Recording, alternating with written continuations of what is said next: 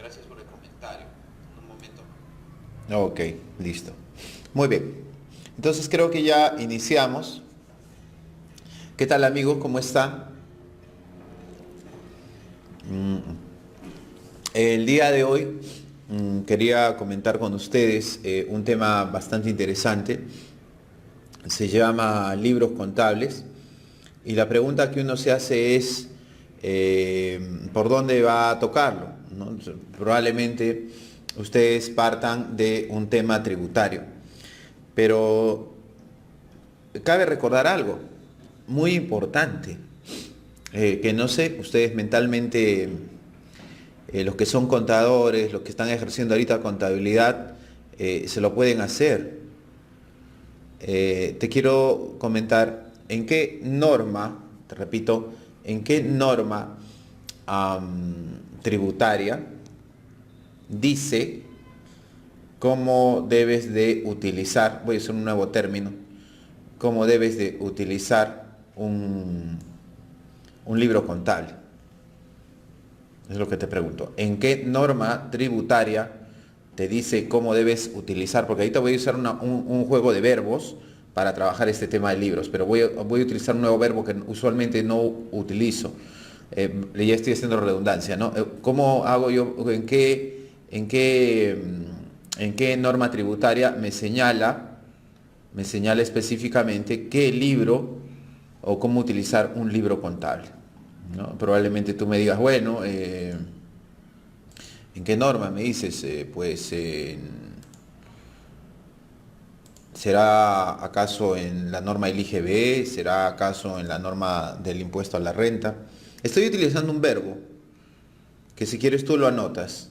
El verbo que yo estoy utilizando es, valga la redundancia, utilizar, porque tradicionalmente cuando nosotros manejamos el concepto de libros y registros de índole tributario, mira, acá hay una gran diferencia, utilizo otros dos verbos y hay que marcar la pauta o diferencia. Se utilizan los verbos llevar y llenar y eso también tiene alguna diferencia. Entonces, el tema en sí de libros conlleva pues reflexionar acerca de las distintas posibilidades que tú tienes para manejar este tema. Entonces, hay que tener mucho cuidado.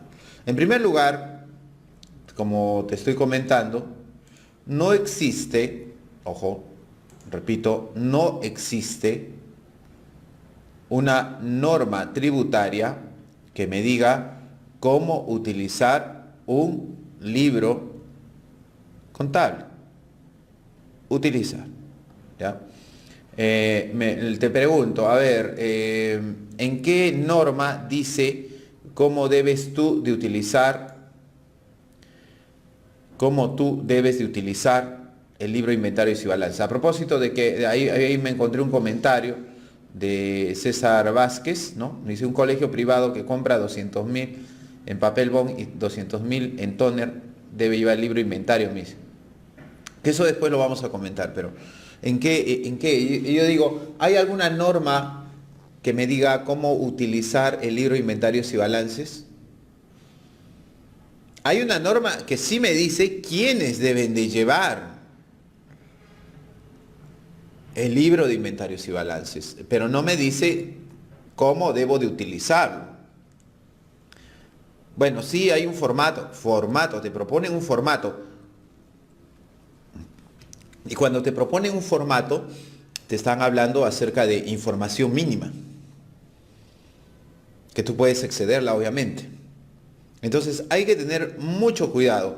Cuando nosotros trabajamos el tema de libros, y ahí viene la otra pregunta también, disculpa, pero también yo tengo libros y registros, o sea, no entiendo, porque tengo libros y registros contables y luego la norma tributaria, y SUNAT ha sido muy respetuosa sobre el tema, cuando nos ha hablado específicamente acerca de libros y registros de índole tributario.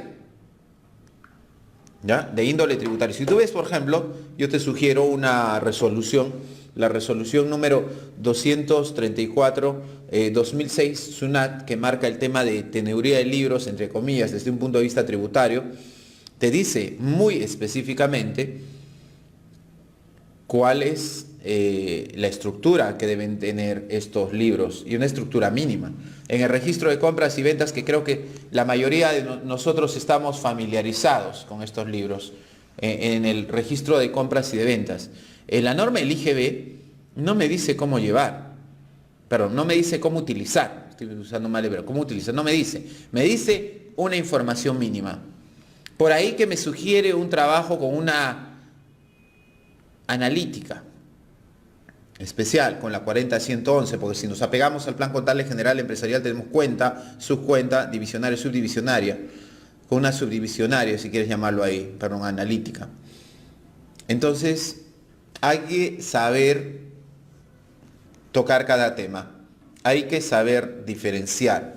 El tema de libros aparentemente es mucho más complejo del que nosotros estábamos viendo desde un punto de vista tributario. ¿Ya? Muy bien, entonces teniendo en cuenta la definición del problema, teniendo en cuenta cómo se mueve esto, queda claro que nosotros tenemos que presentar alguna diferenciación. Y nosotros sabemos que lo contable y lo tributario no encajan, porque tienen distintos propósitos. Por eso existe una NIC número 12. Por eso existe un artículo 33 del reglamento de la ley del impuesto a la renta. Por lo tanto, cuando yo hablo de libros, tengo que tener en cuenta, primero, el tema contable. Y luego tengo que contrastarlo contra el tema tributario. Bien, comencemos. La primera pregunta que probablemente tú circule por tu cabeza es, ¿cuál es la diferencia entre un libro y un registro?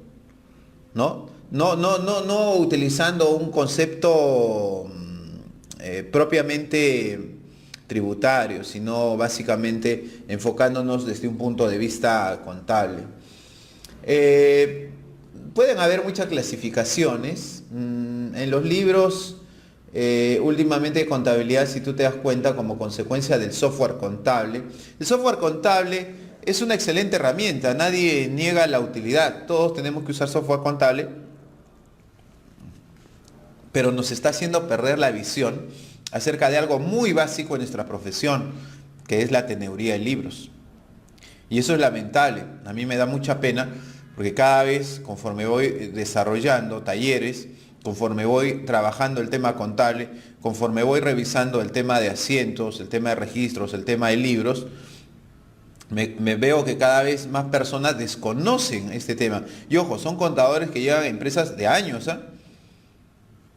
Ya nosotros, no, que lo que dice la NIF, ya, lo que dice la norma tributaria, ahí está, pero no lo vemos el impacto desde el punto de vista de teneduría.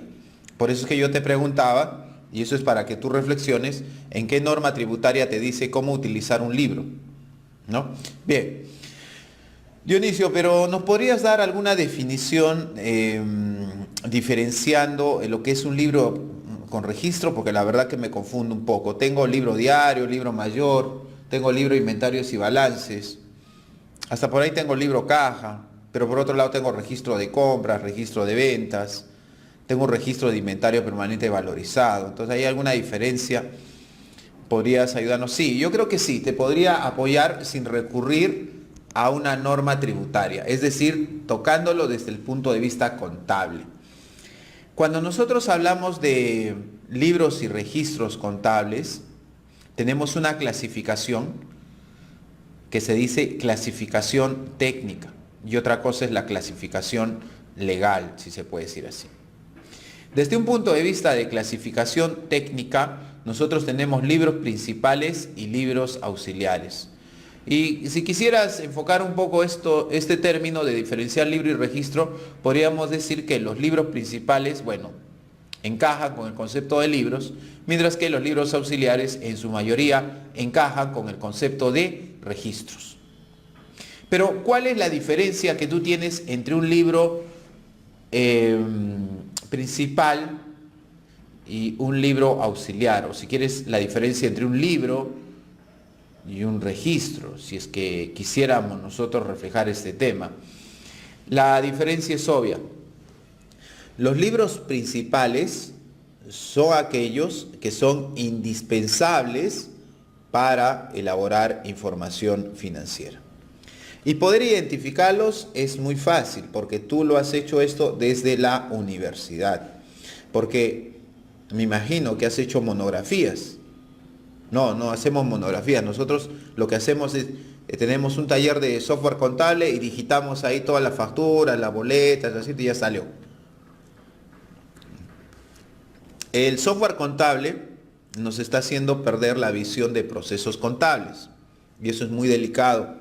Cada vez más, repito, si es que un contador no tiene noción acerca del proceso contable, yo sé que automatizan, que diferentes personas ingresan la información, todavía es peor si es que tenemos un sistema administrativo, pero perder visión dentro de un proceso contable y no saber identificar lo que es preparación y presentación con respecto a estado financiero puede ser catastrófico. Entonces, dícese, libro principal. Aquel libro que es indispensable para obtener estados financieros. Yo me pregunto, para todos aquellos que han hecho su monografía de forma manual en la universidad, la pregunta es, estimado amigo, ¿cuáles son esos libros para que te hagas tu monografía? Para que llegues a tu famosa hoja de trabajo, balance de comprobación. La respuesta es, libro diario, libro mayor.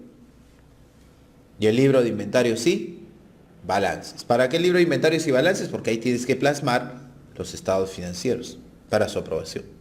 Entonces, esos son los libros principales. Disculpa, pero las operaciones van al compra. Es que ahí viene la otra categoría. Los libros auxiliares. Es decir, aquellos en los cuales tú registras las operaciones, de ahí el uso del término registro, para luego ser centralizados en estos libros principales. Libro diario, libro mayor y va al balance de comprobación.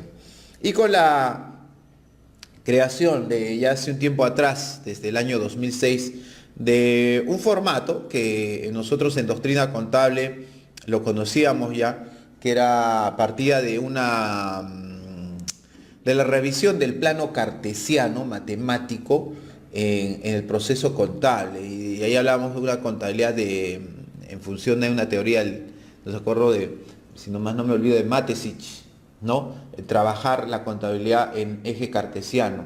Entonces, el eje de las X, las Y, en un plano doble. Recuerda cuando tú usabas el tema de los gráficos, tenías tú una línea separada lo positivo y negativo, y si hacías un corte ya tenías dos líneas, X, el eje de las X, el eje de las Y, el eje de los ordenales y el eje de las abscisas, y hacía que tú, en función de dos puntos, encontraras ahí en dos líneas, o X y Y, un punto en el eje cartesiano. Ya, bien, eso derivó en la posibilidad de decir, pero si en la contabilidad trabajan con partida doble, ¿por qué no encaja a ese tema?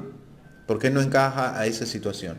Y ahí pues que nosotros decimos, en efecto, el uso del eje cartesiano y el uso de esto puede darse en la práctica, y el sustento que nosotros vemos en la actualidad es el libro diario de formato simplificado. Un formato que nos permite, colocando la información, obtener de frente los saldos que irían a los estados financieros. Ese es el pequeño detalle. Abrevia, sintetiza. El libro diario podemos decir que no resume, sino registra las transacciones. Y es el libro mayor el que resume la información cuenta por cuenta, ¿no? El libro diario registra las transacciones. El libro mayor resume cuenta por cuenta. Y luego, para mostrar en estados financieros, nosotros tenemos que aplicar los criterios de devengado desde la perspectiva. Tenemos que aplicar los criterios de devengado desde la perspectiva del marco conceptual. No nos olvidemos también de ese pequeño detalle. ¿Ok? Muy bien. Entonces, son estos los que te diría yo, la clasificación de los libros principales. Y los libros auxiliares son todos los demás. Libro caja y bancos, el registro de compras, registro de ventas, ¿no? El registro de inventario permanente valorizado, el registro de inventario permanente en unidades, el PLAME. Date cuenta que no todos los registros van a apuntar al proceso contable. No todos los registros van a apuntar al proceso contable. ¿Por qué? Porque no todos son de índole contable, sino hay muchos que se han creado para efecto tributario. Hay muchos de ellos que se han creado para efecto tributario. Eso también hay que tener muy en cuenta. Por ejemplo, el registro de compras y ventas, el formato y la información mínima se han creado justamente por una necesidad tributaria, no por una necesidad contable, porque yo en esencia con un registro de compras y ventas, yo puedo hacer todas mis compras y ventas en el libro diario, pero el registro de compras y ventas nace por una necesidad de revisión por parte de la administración tributaria de contar un determinado libro para efectos de fiscalizar esta situación. Entonces es algo que también nosotros tenemos que tener muy en cuenta. ¿Ok? Muy bien. Entonces si tenemos eso, la pregunta es ¿dónde entra el tema tributario? ¿Dónde nosotros tenemos que considerar el tema tributario? Bien, si tú te das cuenta, la resolución número 234/2006 UNAT, que la puedes descargar de internet, dice libros y registros vinculados a temas tributarios. Es decir, puede que haya algunos libros o registros contables que no necesariamente sean requeridos por la administración tributaria. Por ahí alguien me dice, ¿me podrías dar un ejemplo? Por supuesto que sí. Desde el punto de vista de teneduría, yo te podría citar el caso del libro Caja Chica. Que hoy en día me dicen, pues, Caja Chica, Dionisio, está en el siglo pasado, la Caja Chica. Ahora, ¿qué Caja Chica va a usar? Si simplemente yo agarro el software contable y le pido un reporte de análisis de saldos. Y con el reporte de análisis de saldos o el reporte de movimientos, ya tengo el reporte. Ya tengo los saldos o tengo los movimientos y ya lo puedo analizar. Bueno, antes, cuando nosotros lo llevábamos de forma manual, pues teníamos ese libro Caja Chica, que ojo, es un reporte, no, es un libro, sí, que tiene naturaleza tributaria, no. Ese es el pequeño detalle, ¿ya? Hay que tener un poco de cuidado con ese tema, si queremos nosotros verlo así, ¿ya? Muy bien, entonces eso es lo primero que quería comentar con ustedes. Ahora, otro aspecto que quiero mostrarles, o otro aspecto que quiero resaltar en estos minutos más que me están prestando ustedes de su atención, es acerca de la clasificación de la contabilidad desde un punto de vista tributario. Ya, repito, la clasificación de la contabilidad desde un punto de vista tributario. Ya, esto también es muy importante.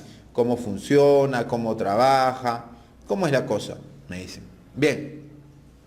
Cabe recordar que cuando nosotros hablamos de la clasificación de la contabilidad desde un punto de vista tributario, no es de que la norma tributaria incida en el manejo de los libros.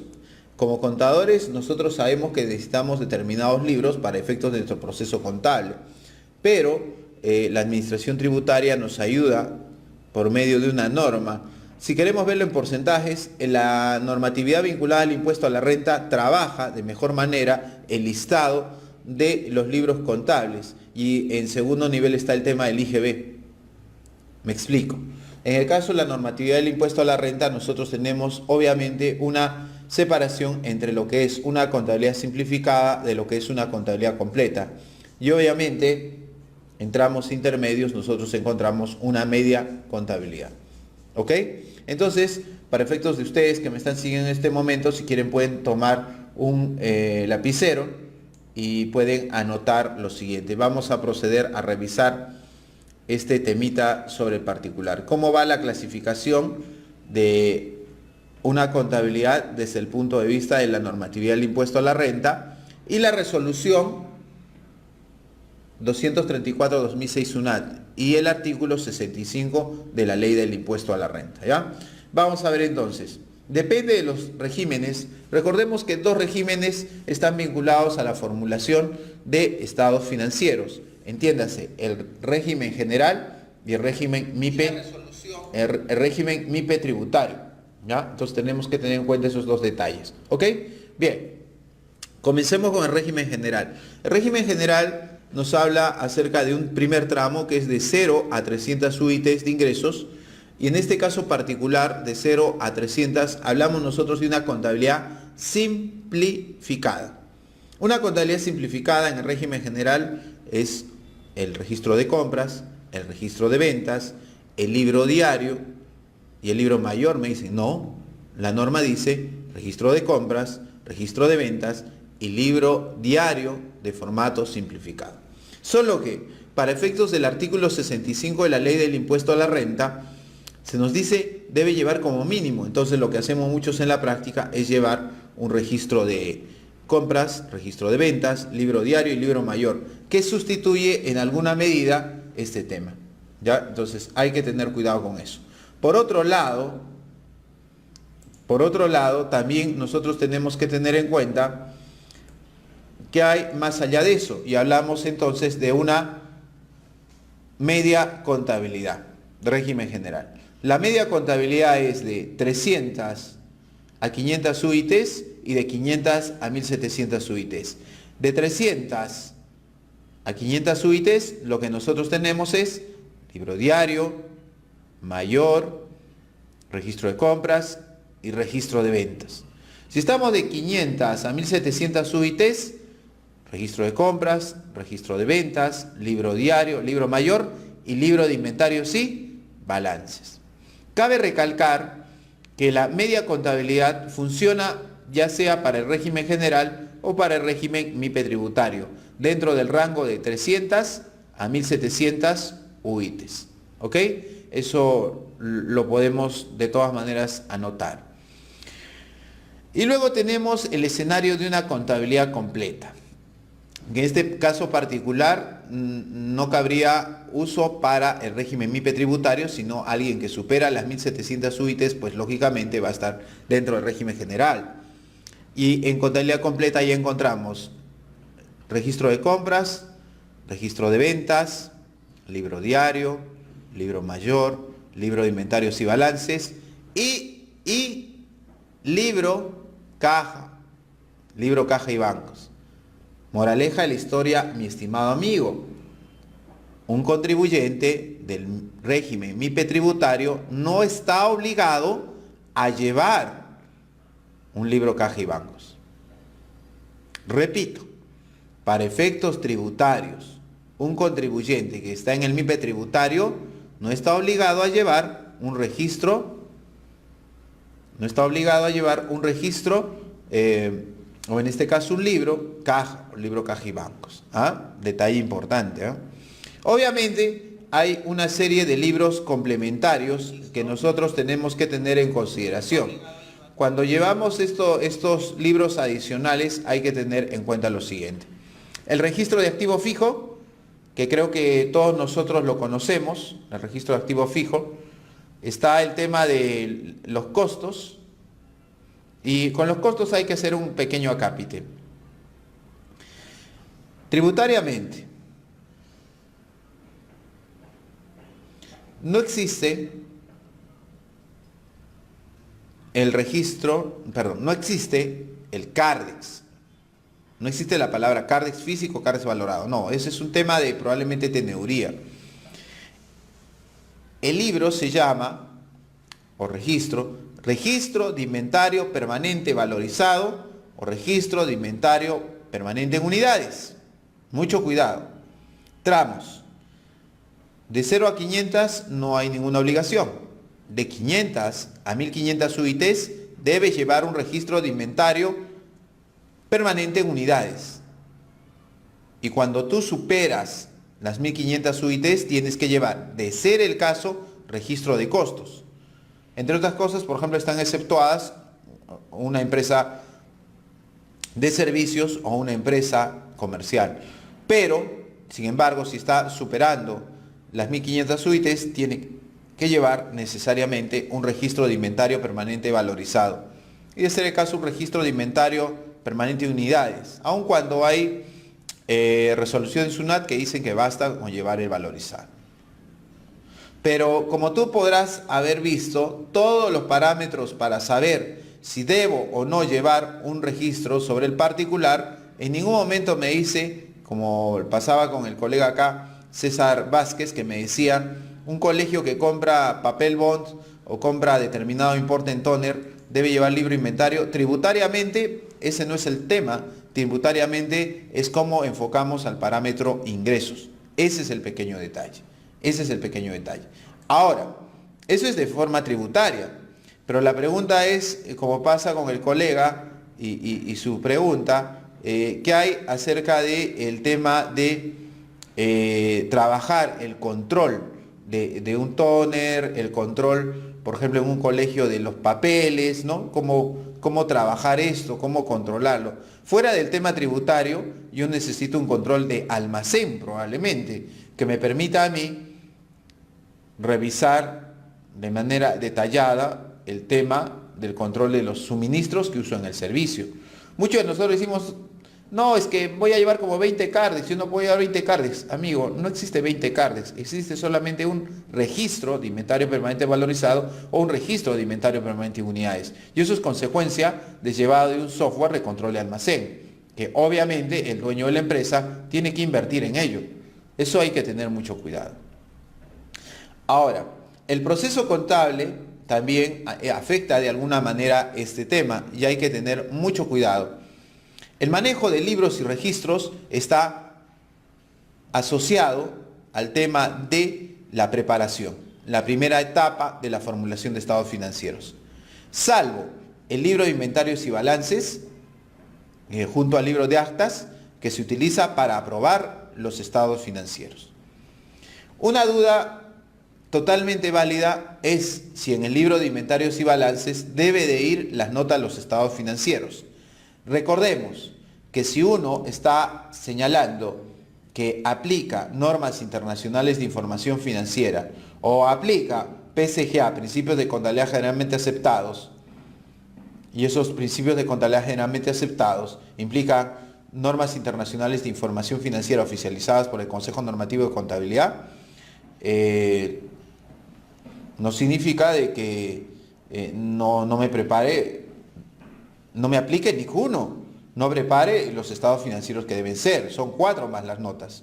Solo que el pequeño detalle es que no hay costumbre de colocar en el libro de inventarios y balances notas a los estados financieros, porque no lo preparamos, porque solamente hacemos el reflejo de lo que pasa en la declaración anual del impuesto a la renta y solamente consideramos el balance y el estado de ganancias y pérdidas, aun cuando para normas tributarias hay rangos, hasta el estado de cambios en el patrimonio neto, ¿no? Y el estado de flujo efectivo. En sí, las notas no hay una obligación, al menos desde un punto de vista tributario. Sin embargo, los que llevan libro de inventarios y balances electrónico, sí, tienen que subir las notas a los estados financieros en formato PDF. Y por eso es necesario también conocer ese tema. Entonces, amigo, ten cuidado con esos aspectos que son importantes. Moraleja de la historia. No hay una norma tributaria que me diga cómo utilizar un libro.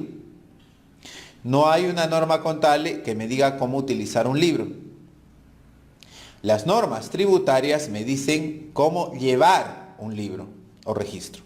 Las normas tributarias me dicen cómo llevar un libro o registro vinculado a temas tributarios. Completo la idea. No existe una norma tributaria que me diga cómo llenar un libro. No existe una norma tributaria que me diga cómo llenar un libro. Tampoco existe una norma contable que me diga cómo llenar un libro. Date cuenta. Las normas internacionales de información financiera, si bien es cierto, nos dan reglas para reconocimiento y medición, y en general, las reglas que yo podría aplicar para aplicación de las NIF, valga la redundancia, probablemente se toquen en el libro diario. Pero habría que ponderar si es que van a afectar un registro de compras o un registro de ventas. Registros vinculados a un tema, como ustedes saben, es el tema del IGB. Entonces es importante saber ponderar esto. Analizamos esto como consecuencia del manejo de teneduría de libros. Manejamos estos conceptos, ¿por qué? Porque sabemos que hay teneduría de libros. Hay algunos colegas, sobre todo recientemente egresados, que me dicen dónde se aprende esto o cómo se maneja todo lo que estoy comentando. Eso se llama teneduría de libros, mi estimado amigo. Y no es una especialidad de la contabilidad. La teneduría de libros es una obligación que todo profesional contable, así sea la especialidad que tenga, no debe de olvidar. Es como que un médico se olvide de anatomía, o es como un médico se olvide de primeros auxilios. Eso es imposible. Lamentablemente en la realidad, y eso lo voy viendo porque ya estamos cerca a cierre y seguramente en los talleres de cierre, muchos colegas que van a venir pues se olvidaron de cerrar y están trabajando, lideran equipos contables, trabajan en transnacionales, y ni qué decir de los auditores, ¿no? El cierre, bueno, pero si el cierre es fácil, hago clic y se cierra solo, me dice, pero está cumpliendo todos los requisitos que señala el plan contable. No voy a decir que consultor SAP, pero algunas de las empresas que brindan este servicio de soporte de SAP, el cierre les importa un comino, si se puede decir así.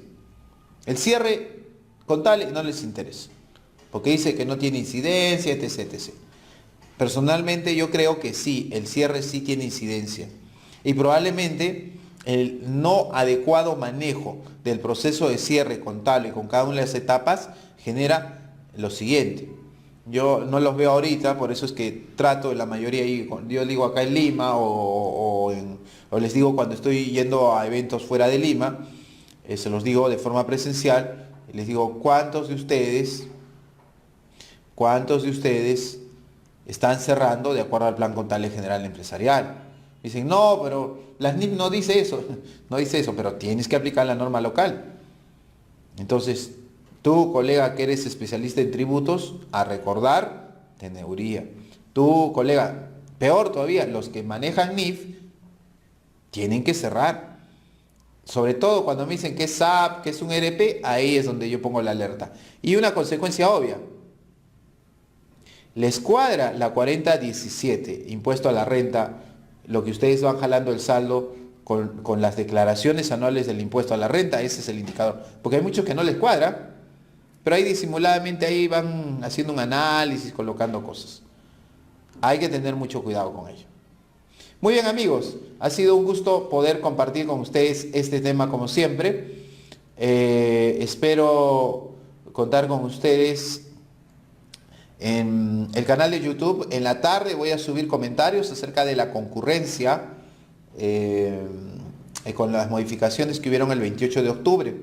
Puedes suscribirte gratuitamente al canal de YouTube o si quieres encontrarlo, ingresas a YouTube y colocas CPC Dionisio Canagua. La versión editada del presente video que estás ahora visualizando también la encontrarás en el canal de YouTube.